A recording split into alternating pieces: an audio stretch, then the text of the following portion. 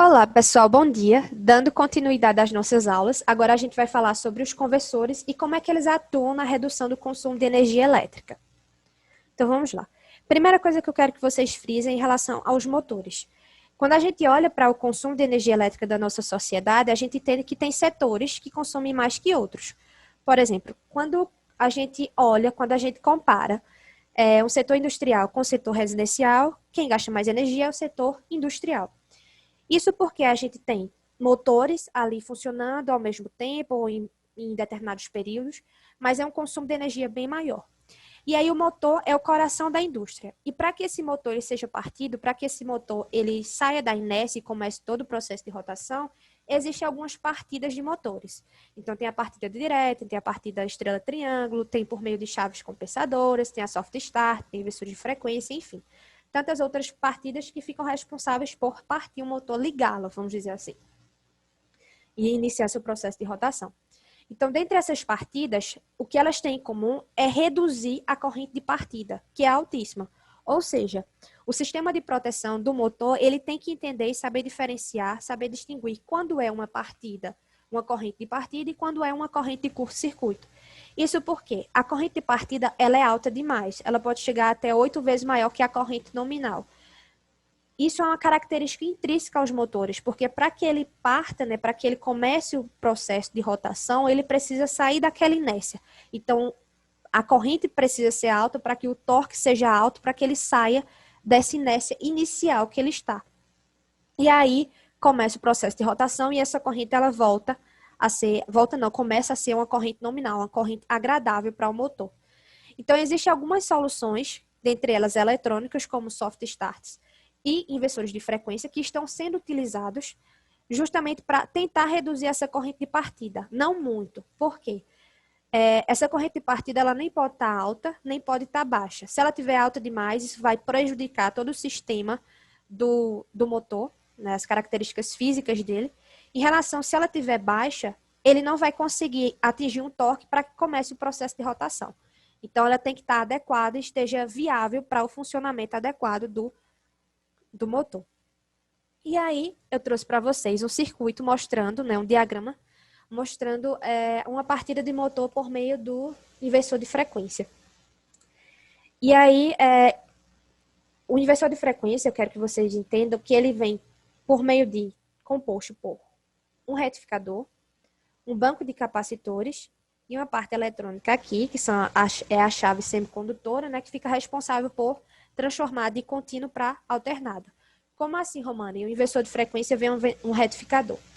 Em algumas literaturas que são utilizadas como base para ensinar eletrônica de potência, elas indicam que o início, ou seja, o sinal de entrada dos inversores de frequência, seja o final de um retificador. Como assim, meu Deus do céu?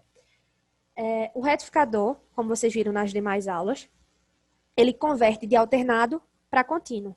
Ou seja, a saída dele é contínua.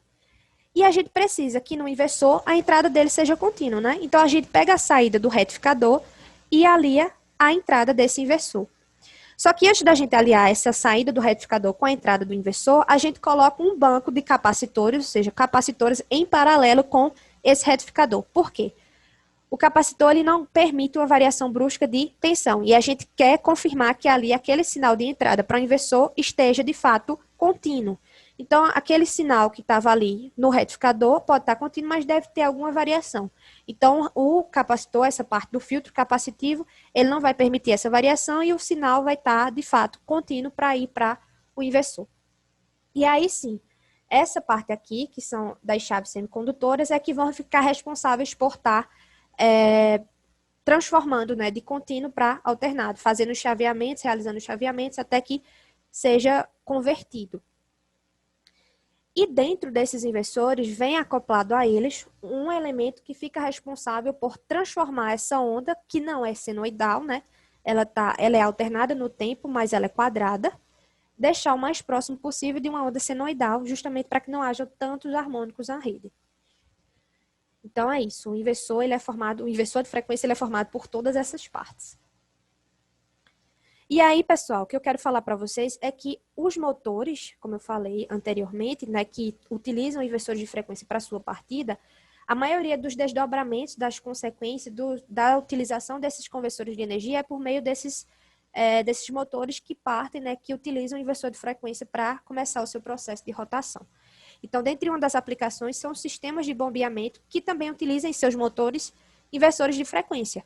E aí há o controle da potência desses motores, bem como a frequência e a velocidade. Então, como eu falei para vocês aqui, ó, aqui eles podem controlar, esse diagrama aqui, ele pode controlar a frequência, se ele quer mais rápido, menos rápido, se ele quer uma velocidade maior ou menor. E ele pode também controlar qual é o giro, né? Se ele quer para o sentido horário ou se ele quer para o sentido anti-horário. Espero que vocês estejam vendo aqui a setinha.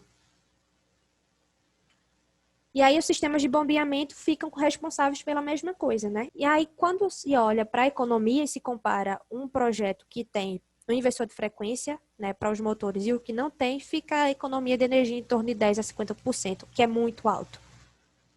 Né? Muito alto a redução. E vem a tecnologia inverter. Eu não vou adentrar tanto nessa tecnologia, até porque ela vai ser abordada em outro tema, que vocês vão ver dos conversores e outras tecnologias também.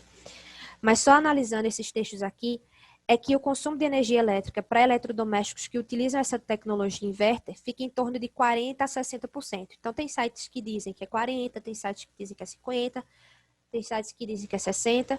E como é que funciona? Essa tecnologia, ela está utilizando os motores, né, e esses motores utilizam os inversores de frequência para partir, ou seja, para o processo de rotação deles, né? Saber o controle da frequência e da velocidade. E aí, quando se compara, né, o método tradicional, percebam que aqui essa parte vermelha e essa parte azul é quando, nesse caso aqui, os ar-condicionados eles estão funcionando. Né? Então, são picos, né, que eles só funcionam em determinadas temperaturas, né, aqui.